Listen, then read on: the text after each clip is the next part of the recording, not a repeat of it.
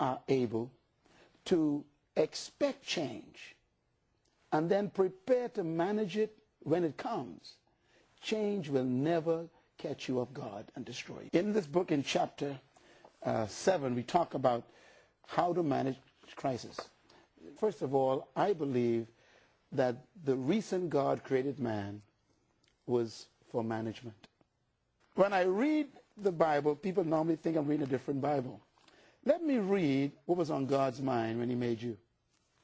And I think this will help you going through this economic crisis right now.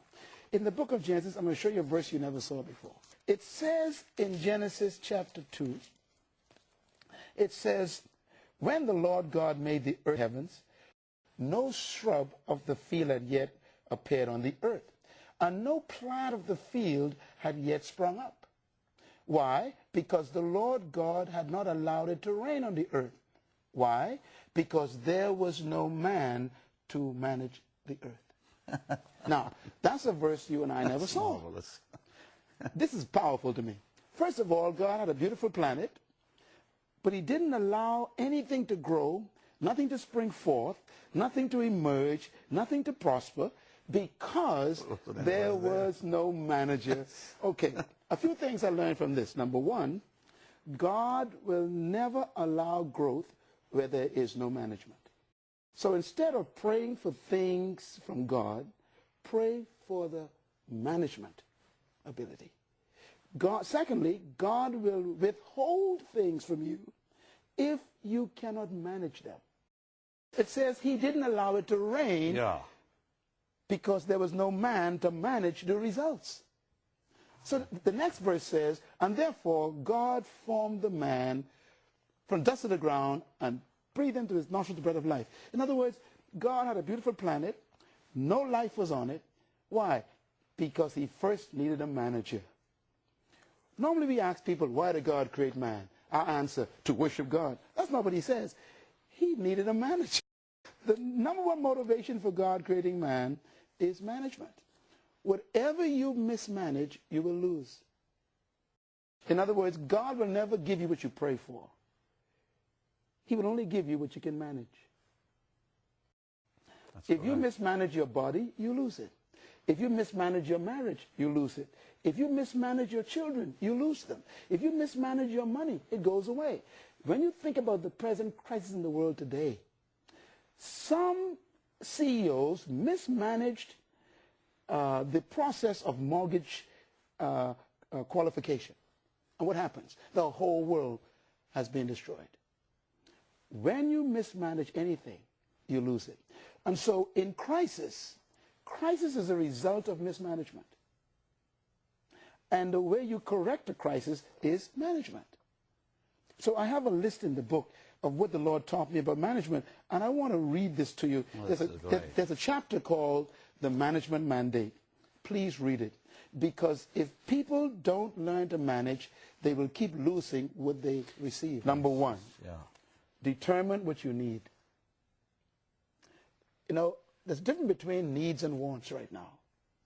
Sometimes we desire things we want over and above things we need. And crisis sometimes comes to reduce you back to what you need.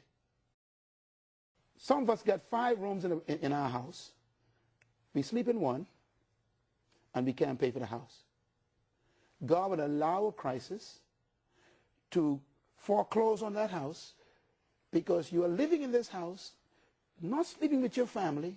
Your children are in disarray because you work so hard to keep this house, and you lose the home. So God will cause you to have your home repossessed to bring you back to the basics: relationships, family, love, patience, kindness, goodness. Sometimes we curse the crisis. God is saying, no, it's me. A lot of people for the first time right now are finally recognizing their spouses. Why? They lost their job. We normally say that it's the devil.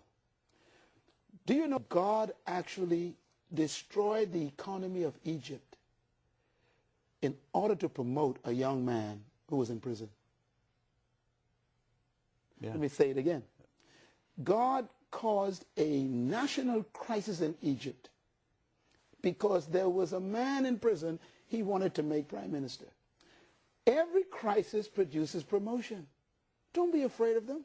Sometimes the only way for God to move from where you are is to create a crisis that demands movement. You know, Joseph was in prison, locked away, and it was a crisis, a threat of economic collapse in Egypt. God said there'll be famine. I'm going to destroy all of the crops of Egypt. For 7 years, there'll be famine. That's a crisis. Well, how did God get Joseph out of prison? Joseph had the answer to the crisis.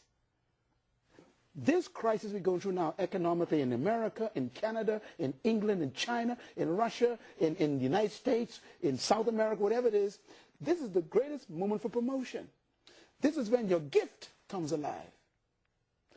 Joseph used to work in the courts of Pharaoh as a prince. That wasn't his gift. But Joseph's gift came alive. The gift of seeing the future, explaining dreams, when a crisis came. And so when you talk about overcoming crisis, you have to look at the fact, in this book I talk about this, that people need to get back to what they need. You know, some of you, you had 5 cars. You only drive 1. This is the time now to get back to the reality. Look, I only need maybe 1 or 2 cars. I don't need 5 cars. Number 3, don't live beyond your ability. There are people who are trying to compete with other people to make it in life, and they are hurting themselves and their families.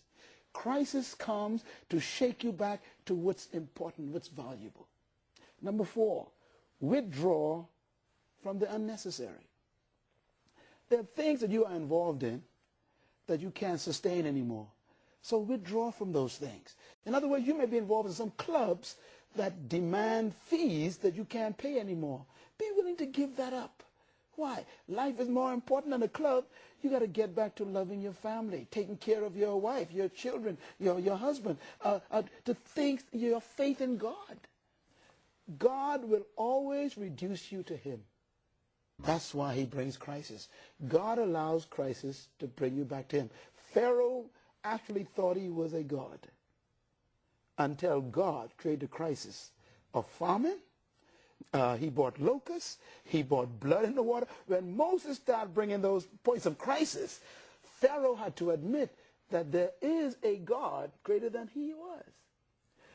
Sometimes we become so prosperous, we forget God. And God begins to withdraw things to reduce us to him.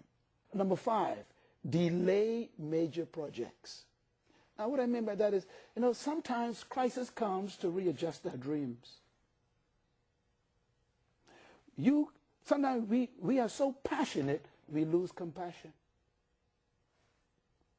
I've seen leaders who are so passionate, God told me to do this, and they forget to have compassion. And God would strip them of all the resources to bring them back to him and to the real issue, which is the people. Passion should never become more important than compassion. It's very important that this crisis is used to bring us back to the basics.